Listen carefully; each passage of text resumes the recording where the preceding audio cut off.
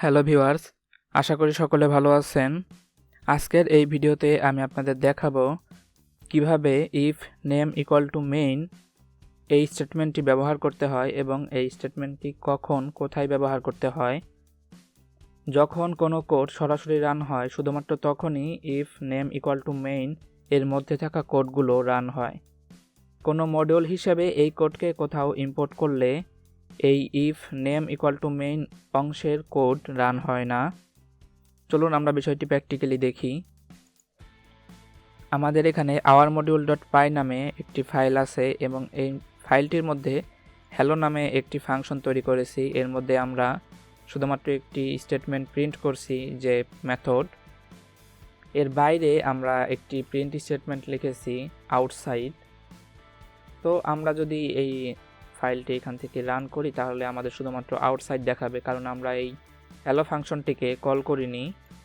এবার আমরা এই ফোল্ডারের মধ্যে টেস্ট ডট পাই নামে একটি ফাইল তৈরি করেছি এবং আওয়ার মডিউল ফাইলটিকে আমরা এই কোডের মধ্যে ইম্পোর্ট করেছি এবং আওয়ার মডিউল ডট হ্যালো মেথডটিকে আমরা কল করেছি।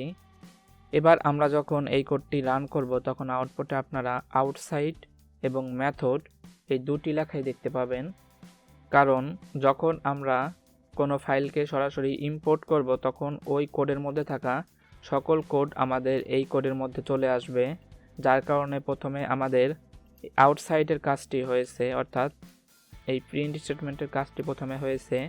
এরপরে আমরা এই মেথডটিকে কল করেছি এবং এই মেথডটি আমাদের কল হয়েছে এবং আউটপুটে দেখিয়েছে। এবার আমরা আমাদের এই মডিউলের কোডের মধ্যে সরাসরি মেসেজটি আউটপুটে প্রিন্ট না করে এটি আমরা কপি করে নিচ্ছি। এবার আমরা এখানে একটি কন্ডিশন দেব, if name equal to main.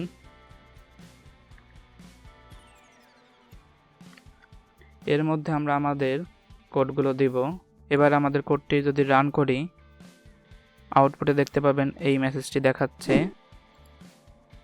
এবার যদি আমরা আমাদের ইম্পোর্ট করা ফাইলে গিয়ে কোডটি রান করি তাহলে আউটপুটে শুধু মেথডের অংশটুকুই দেখাবে।